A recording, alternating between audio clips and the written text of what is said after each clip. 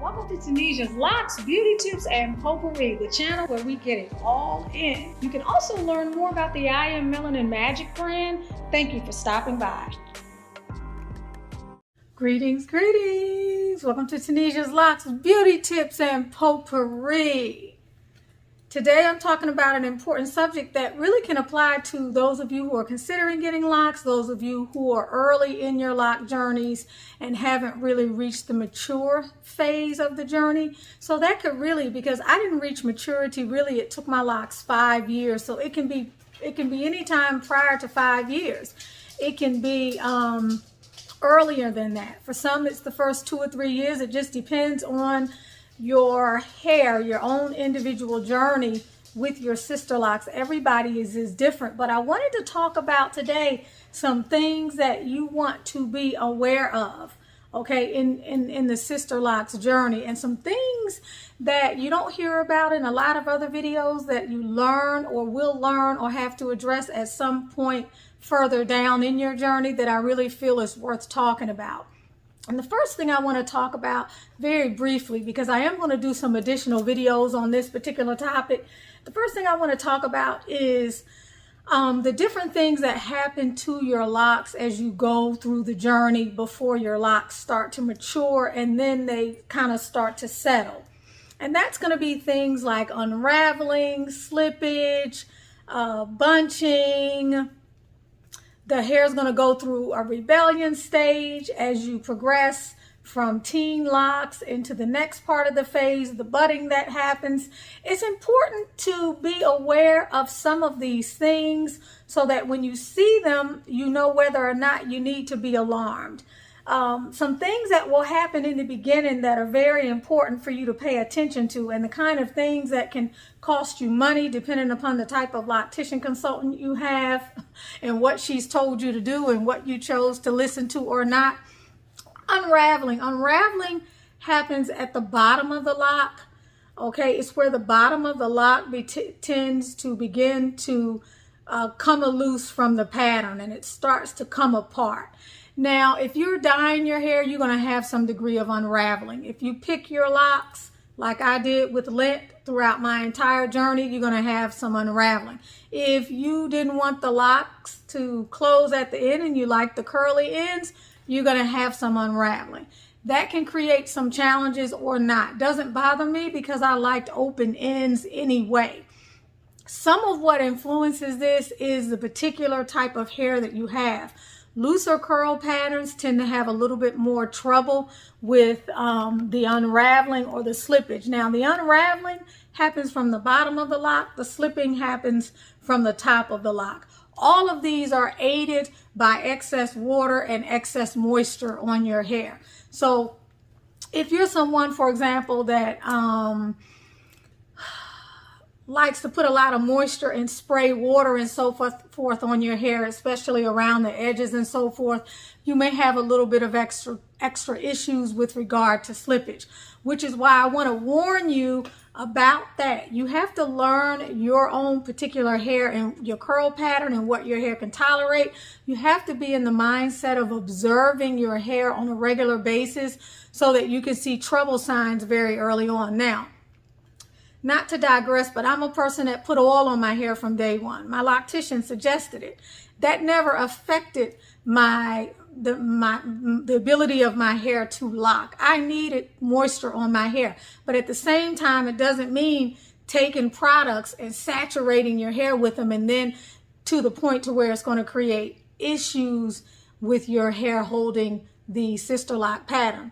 It also doesn't mean wetting your hair and spraying so much water on your hair to keep it moist or whatever you may be doing with it as it relates to the water that it causes your hair to start to unravel. Slippage happens from up here. Unraveling happens at the end. Slippage happens where the hair starts to fall, out of its pattern. This is something you want to be mindful of. This is why we braid and band. This is something you want to be mindful of if you are someone that's manipulating your hair a lot, if you're styling it early on, which is going to contribute to unraveling and a whole lot of other things. But bunching is something that happens with the locks when they start to kind of rebel in a way against the Sisterlock pattern. It can also happen because of the technique that's used by the loctician, but essentially the lock starts to look dramatically different along the length of the lock. The ends may get fat. You may get fat pieces within the lock due to holes in the lock and different things regarding and sometimes often influenced by the technique of your loctician. These things you want to watch out for. Looser curl patterns tend to have more issues with the bunching. It just kind of comes with the territory. I would say I had quite a bit of bunching, but I was also someone that was on top of my hair. I wasn't afraid to pick out the sections and to redo certain sections. I'm not encouraging anybody to do that. I also spent quite a bit of time rolling locks between my fingers like this that had fat pieces. I did that quite often because that also helps to smooth the hair. But the problem with bunching is that as you have larger pieces that are forced to be pulled through the base of the lock when you're doing retightenings, it actually can traumatize your hair follicles. So you want to be careful and differentiate between a certain amount of bunching that may be natural and that may in some way sort of fix itself, although this is not always common, and the type of bunching that you need to arrest by having a conversation with your loctician and having them to decide what to do. Number 2 is doing what you need to do to avoid excess moisture that can cause slippage and other problems with your lock. Whether you're swimming a lot, whether you're working out a lot and you have a lot of moisture on your scalp that will cause slippage. Remember, this is going to happen in the time period prior to when your locks have settled. Now, I had slippage right up here in this area where my hair is very soft for years. I had it probably for 5 or 6 years. These little pieces would just continue to fall out. They would continue to just sort of unravel. Eventually, what I did was I would just plait the little pieces. My loctician was good about still trying to make a lock out of those sections. And then eventually what I did was I put a little extension on there with some human hair just to hold it in and then to allow it to grow. And that got me past that difficult period. But it took me a long time to learn that. So that's where the braiding and banding comes in. That's also where if you have a lot of short locks around this part of your hair and you know you're sweating a lot, you have to come up with what works for you. It may be placing something gently on your head in the form of a sweatband when you're working out. That may not work for you. If you have very thin edges, that's going to create more friction.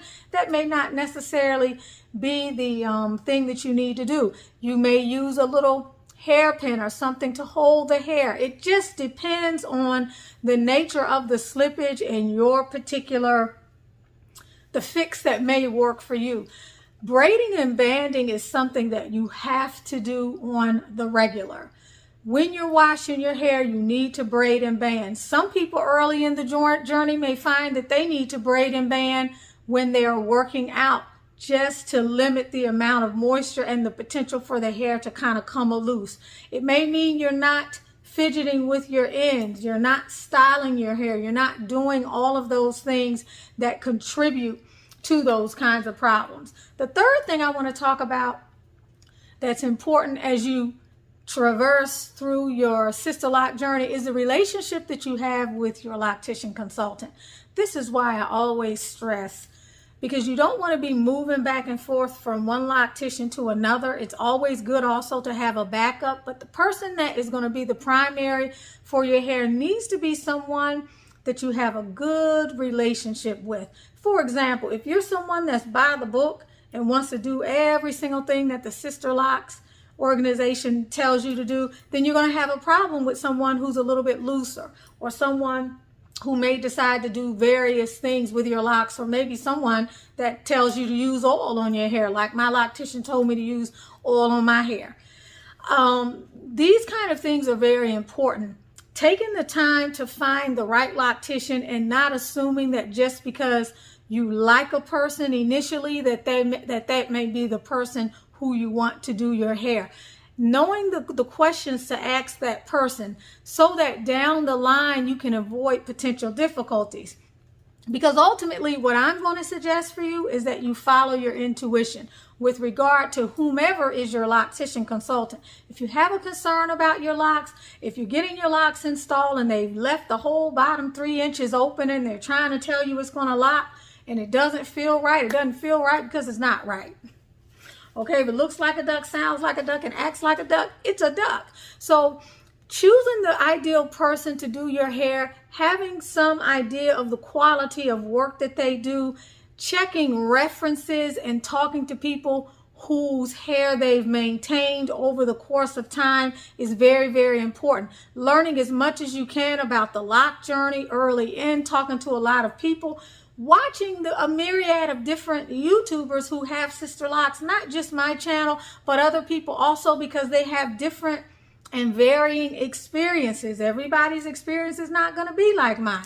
Everybody's not going to tell you to use oil on your hair. Some people are going to tell you to fight the psoriasis and the dandruff and the scalp itching for 3 or 4 years and don't use oil. That's not me, but I made my own decisions with regard to my locks, and I'm prepared to pay the cost of the decisions that I'm making with regard to my locks.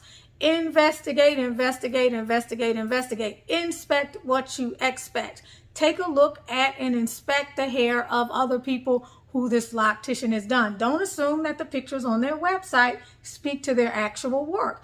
My loctician, for example, Efraj, told me that someone had her pictures on their website as if they had done Sisterlocks on those particular clients. So you have to take your time. It's not a decision that you make in a lighthearted way. You want to have a good rapport with the individual. You want to feel good when it's time to bring up concerns. You want to ask the right questions that could be omens to some of the experiences that you may have. You want to set up situational types of questions to find out how your loctician consultant or how your potential consultant might deal with some of the issues that you may be presenting with at some point in your journey.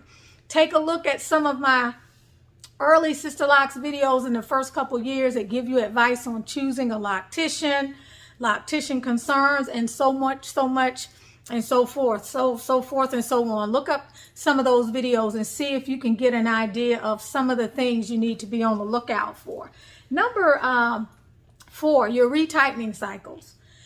Find out from your loctician consultant very early on what their practice is with regard to retightening cycles. Everybody does not need the same retightening cycle. You want to get a sense of, is this a 4 or 6 week type of loctician? Is this the type of person that's going to be requiring you to get a retightening every 4 to 6 weeks? I don't think that's healthy. Again, that's my opinion, but my hair has grown thicker over the years. There's a specific regimen that I have for my hair. You all can also, and I'm going to put a video in here for I Am Melanin Magic, but check out my IamMelaninMagic.com website. It has my proprietary blend that I've been using on my hair, some configuration of it, since about 8 years in my journey. And that is what has counteracted hair loss through multiple dyeing rituals that I've done, through the lint picking, through the picking of my locks, and so many other things. Many women are having tons of success utilizing my product. Many women who have lost hair and have been bald for years are having success in regrowing the hair in order to expand the number of locks that they may be able to get, or in order to grow. My point is, reties, I'm going to say this, reties are detrimental to your hair, period. I don't care what anybody says. Reties are a necessary evil. It's something that we have to do, but it's something I'm becoming more and more concerned about in my study of this journey, in my study of alopecia, in my study of all the women that contact me who are losing locks. And we know it has nothing to do with the typical reasons that may result in alopecia, whether it's dermatological concerns, whether it's DNA and genetics, whether it's health concerns, stress concerns, and so forth and so on. Not to minimize that, because those are very serious things that we have to think about. But we have to understand that retightenings are traumatic to the hair. And the best that we can stand to do, if we're going to be in this journey, to the extent that we are. And trust me, mine looks thicker here because I haven't had a retightening, although I have very little new growth at this particular point right now. When I have a retightening, you can see a little bit more of my scalp. But the reties themselves create friction, they create trauma to the follicle, and over time they can create hair loss. So it is on us, the onus is on us to educate our consultants and to require more of them, to require that they slow down, to make sure that you understand that if you leave a loctician appointment and your hair is sore and you need to take something for a headache or it's too tight to the scalp, doing that repeatedly or allowing that to repeatedly happen over time is going to cause hair loss. There's no doubt about it. There's just no doubt about it. I don't care what anybody tells you. You are creating friction. You're creating trauma to the hair. It's being pulled. It's affecting and damaging the hair follicle. So you have to minimize the trauma that the retightenings will have on your hair. Frequency is a big factor. The overall health of your hair is a big factor, which is why I give plugs, and I will consistently give plugs to my product, because you need to be working on the health of your hair externally, inward, and inwardly, outwardly, via vitamins that you're taking, the health care regimen, the way that you take care of your body, the amount of water that you drink, the vitamins that you take. All of those things factor into your hair's ability to be resilient under stress, and that is what you're trying to do. You're trying to reinvigorate your hair, and you're trying to create a situation where your hair is resilient. Why? Because just like every other aspect of you has to be resilient and has to be able to respond appropriately to a certain amount of stress, whether it is your skin, whether it is your whatever it may be, your weight loss regimen, okay? Whether you're losing weight too fast and your body has to bounce back to limit sagging, whether you're getting too much sun or you're not getting enough sun, whatever it is that's causing stress in our life with regard to all aspects of our health and beauty regimen, we have to be prepared to go in and fix or remediate something or provide extra support to our body. You don't eat right, you have to give it vitamins, right? You have to take a greens drink to make sure you get your vitamins. The same is true with your hair. If you're relying on Sisterlocks in and of itself to make your hair healthy, you're going to be very disappointed. There's too many other things that you need to be on the lookout for, and there are too many other threats to the longevity of this hairstyle that I'm beginning to deal with and get serious about, that happen just because of the collateral damage of the consistent retightenings, the growing length of the hair, the weight of it, and so many other things. So be very particular about that. Those retightening cycles are very serious. That's why you want to know what your particular hair needs. If you know you have weaker hair in general and your hair is thinner, you may not be a good candidate for those very frequent retightening sessions. Then you need to investigate and take a close look at your hair and see, when you wait 8 weeks, what is your hair like? Has it gotten too tangled in the root base? Has it begun to marry? What is it that you need to do to increase the likelihood that your retightening cycles are going to work for you and not against you? Number 5, to oil or not to oil. You hear me talk about this a lot. It's a personal choice. I don't encourage you go to IamMelaninMagic.com and purchase my magical hair growth serum or the hair oil unless you're someone that makes decisions based upon not what necessarily someone else is telling you, but what you feel intuitively your hair needs. Oil is not for everybody. It simply is not. It was for me. I had issues with my scalp itching. I had issues with dandruff. Those are a thing of the past. That's part of the reason why I can go 8, 9, 10, 11 weeks without washing my hair.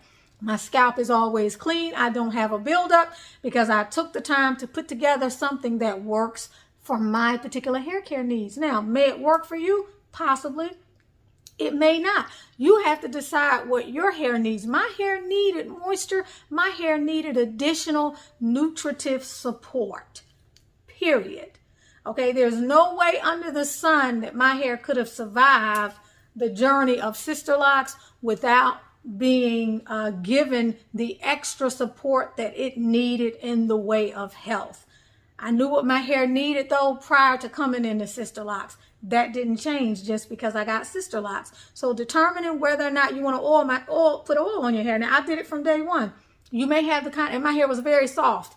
I didn't have any unraveling, but I didn't abuse it either. I wasn't putting oil on my hair every day. I don't even know if I think we might have been putting it on at each retightening and maybe once or twice in between. Okay, because at the time I was using the Talia Wadjet oil, which just didn't work well for my hair, okay, for numerous reasons. It works for some people, it didn't do my hair. My hair didn't love it. But again, that's just me.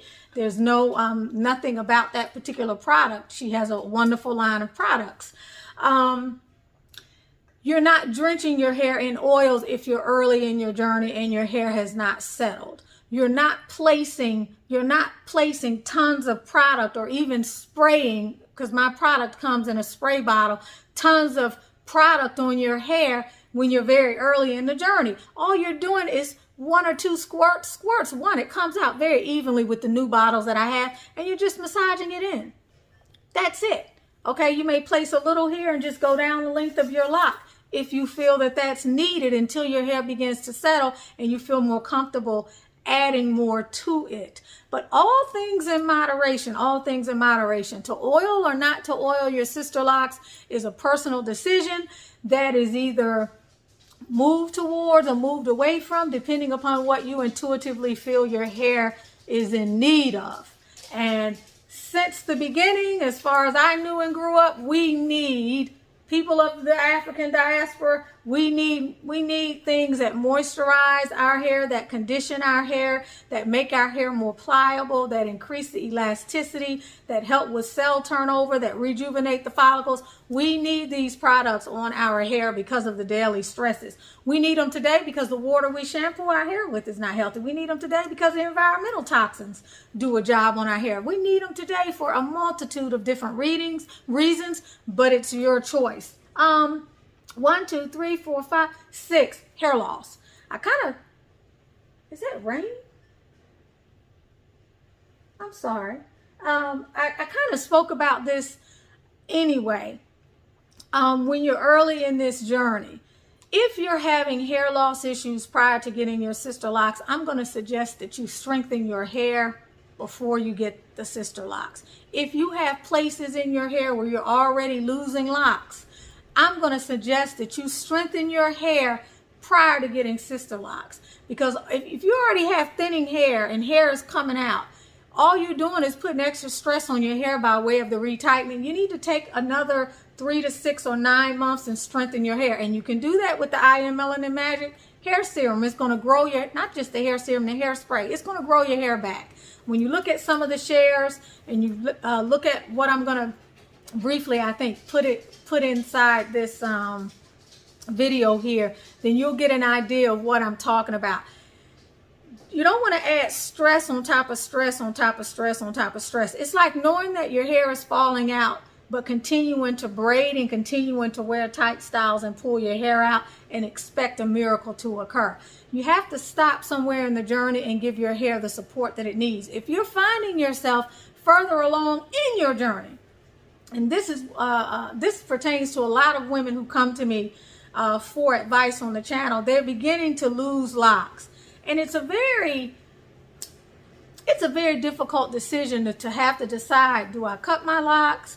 Do I continue to grow them? Do I stop getting retightenings? All of these things can be personal decisions. There may be a multitude of interventions that you may be able to take, along with being gentler with your hair, along with learning how to retighten your hair, along with using something like my I Am Melanin Magic hair oil or some other product that you use that you trust to fortify and strengthen your hair.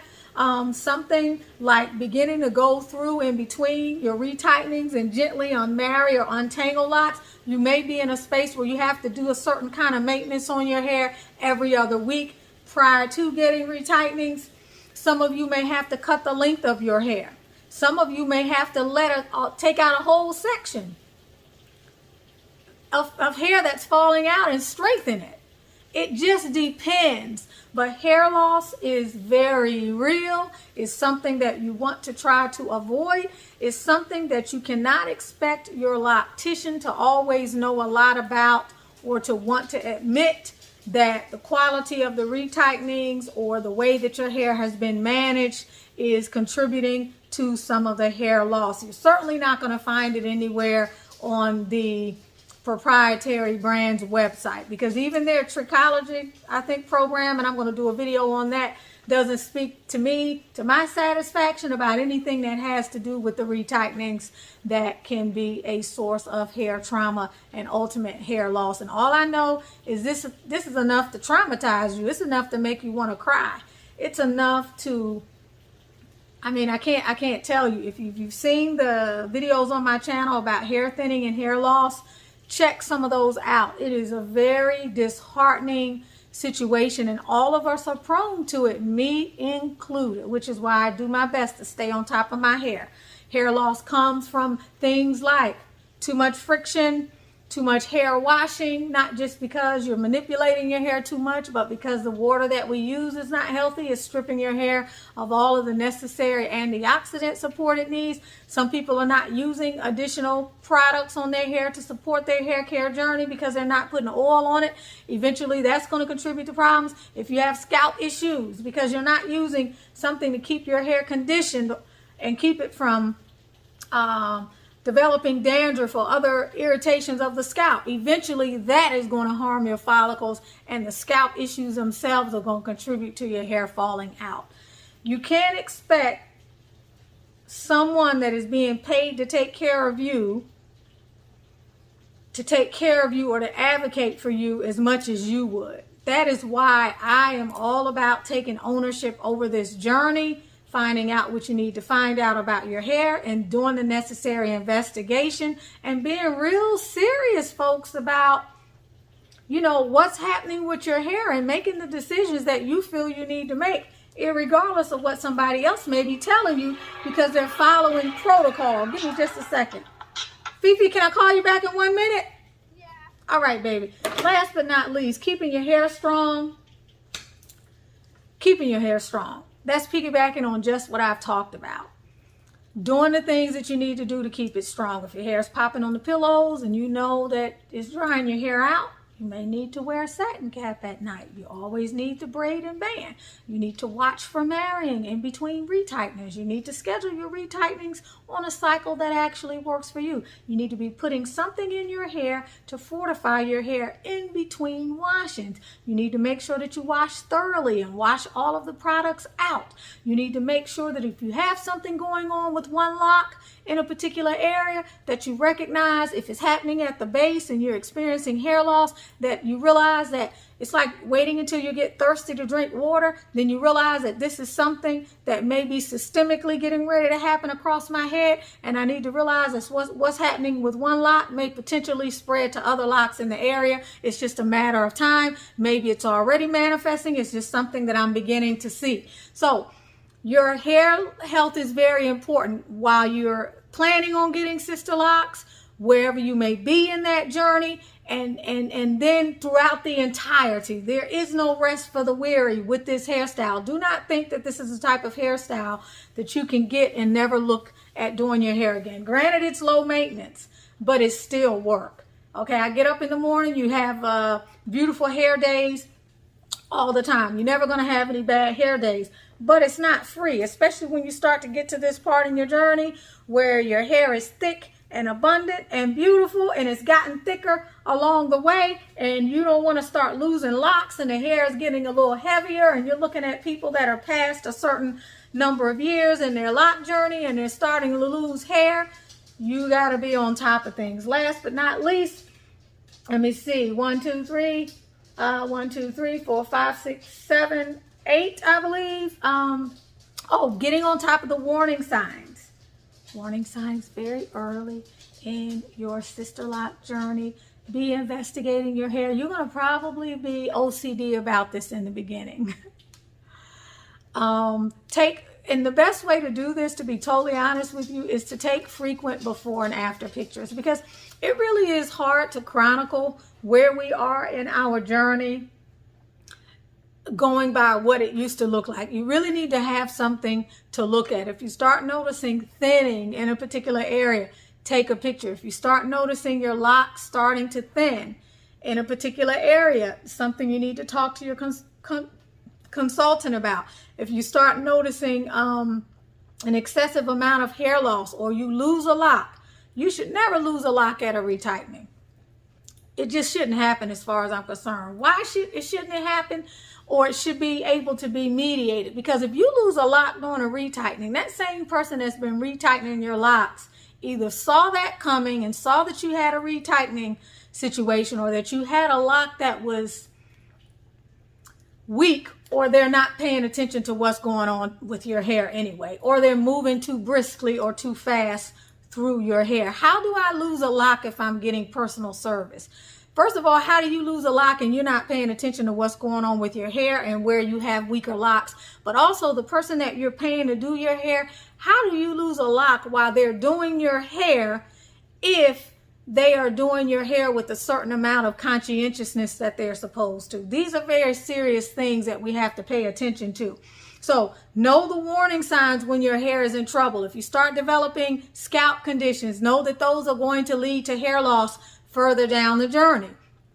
The warning signs, if you've been told not to use oil on your hair and you've been doing that for a whole year or 6 months and your hair is not responding well and it feels brittle to you, it looks dry, it doesn't have a sheen,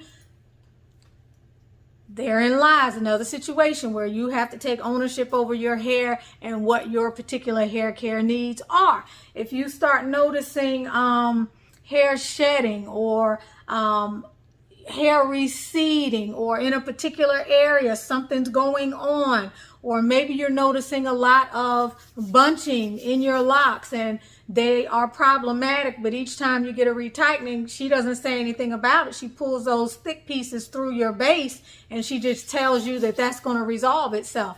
That's something you have to pay attention to, because it's not going to resolve itself. I know this video was long. Please check me out with the information in the description. If you are interested in the I Am Melanin Magic hair oil, please do definitely go to the IamMelaninMagic.com hair site. Take a look at that. I'm going to add a few clips in here towards the end to give you a sense of how the product works. At the very end, I will put the ad in there so that you can see something about, or learn a little bit about, the hair and skincare line that I have started with many blessings from the channel, but also with some skills and talents that I had in working with essential oils over the last 15 years or so. Much love to you. Thank you for watching this video. Please like, share, subscribe, and comment, and let me know if there's a particular video that you would like me to bring to the fold. Much love to you all. Meet Karen. She's one of our sister lockers here on the Tunisia's Locks Beauty Tips and Potpourri channel. She had some hair loss resulting from an install in 2018 that caused her hair to thin, she says. Now she's into her second set of Sisterlocks as of August 2020. So next month on the 17th, she'll be into a full year. But what you see in these photos is the hair loss that she had experienced and what her hair looked like on April the 10th of 2021 this year. And within just a few short months, 3 months, you can see the way her hair has filled in. It's really amazing. And this is strong hair. This is hair that should remain whether or not she continues using the product, so long as she keeps up with a healthy hair care regimen. Currently, Karen is using both the I Am Melanin Magic hair oil in the 8-ounce spray bottle, and she's also using the Magical Hair Growth Serum, which is in the 4-ounce bottle. She uses them both, she said, 3 times per week. So this is just me sharing. Hopefully you will enjoy the next ad to introduce some of the products. If you are not using Melanin Magic hair oil, then what are you using? Hi, I'm the creator of the I Am Melanin Magic skin and hair care brand. The I Am Melanin Magic Hair Oil is our premier product. It is the leading high-end supplement for your mane. It reduces breakage and promotes growth and can be used on all hair types and looks, from straightened hair and microlocks to wigs and protective styles. It's antifungal, antibacterial, and it's anti-funk, so you know you're protected. It softens and conditions your hair, and it's anti-frizz too. Hey guys, so I started using this oil called I Am Melanin Magic since February of this year, and check out the new growth. Like, it's insane.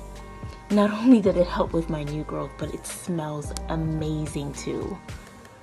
See the dramatic improvements Denisha has made after not having hair around her edges for 3 years. Tanya's hair had been like this for almost 20 years, and while getting injections. Her doctor said it was scarred and would never grow back. After 4 weeks of using I Am Melanin Magic, this is what she looked like. I Am Melanin Magic did this to Danette's hair after a short time.